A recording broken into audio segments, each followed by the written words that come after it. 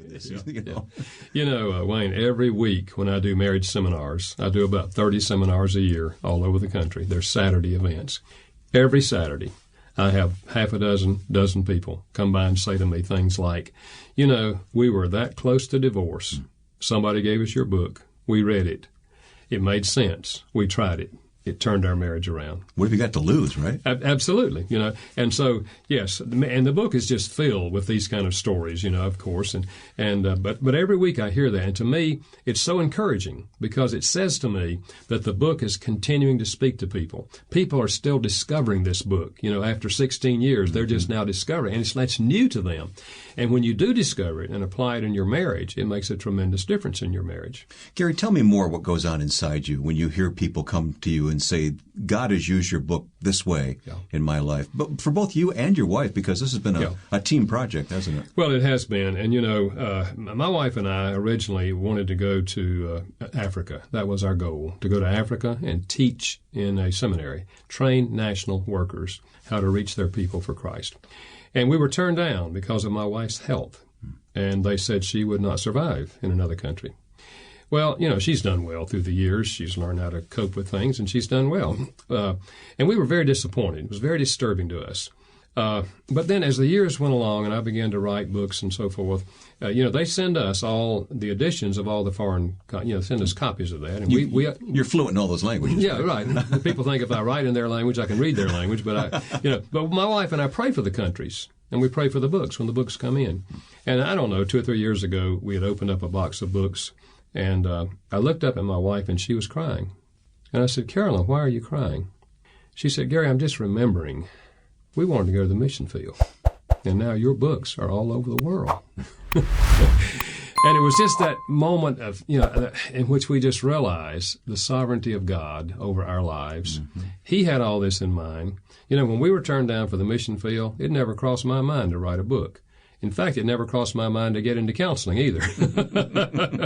God had a better idea. God has a way of channeling our lives where He's prepared us to minister. When I went to college, I never thought about going into counseling. In fact, when I was in graduate school and seminary working on my PhD, they didn't even have a PhD in counseling in seminary. They didn't have a master's degree in counseling in seminaries. So my counseling, I learned after I got out of school. After I got my PhD, I learned how to counsel. And so my PhD was in adult education. How do adults learn, But I got in the church and I found out people are hurting in their marriage and they want to talk about it. And so I read everything I could and learned everything I could. And all of my counseling, came out of the foxhole. Mm-hmm, mm-hmm. Very interesting. I'm sure you talk about this in the book, but what if a husband and wife aren't on the same wavelength at all? Yeah. And let's say the wife picks up this book, thinks this is great, and wants to implement this, but her husband's not cooperating. Well, I find that often in my counseling. A wife will come alone, or a husband will come alone and say, my husband will not come for counseling. He won't even read a book. He won't even talk about us. And they come very defeated, but they come also asking, is there anything I can do? And what I've done many, many, many times through the years, after I've heard their story and felt their pain, I share the concept of the 5 love languages and how all of us desperately need to feel loved. And that just as the wife feels unloved sitting in my office, the husband probably feels unloved too. He's at home, but he won't come for counseling, but he doesn't feel loved either. He's clamped up about it. Yeah, right. And so I share with her that concept and that the most powerful thing we can do for another person is to choose to love them in their language over a long period of time.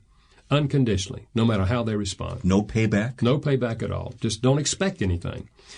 And over and over again, I've seen those husbands, or sometimes it's the wife, who melts when they start to get love in their own language. I remember years and years ago, a wife stopped by my office and she said, I'm on my way to the lawyer's office. I don't know why I came in here. I know I've heard about you. I knew this was where you worked, and I just came in to see if you'd happen to be free. And I just want to say, I don't know why I came here. And then she poured out her story of a husband who basically had neglected her for 20 years. She said he works all day. He has an automotive shop in the backyard. He works on cars in the evening. One night a week he goes out with the guys and drinks. He doesn't get drunk, but he comes home. And she said, he expects me to have his meal ready every night. He expects me to have his clothes clean. He expects me to have sex with him at least once a week. And that's all there is to it.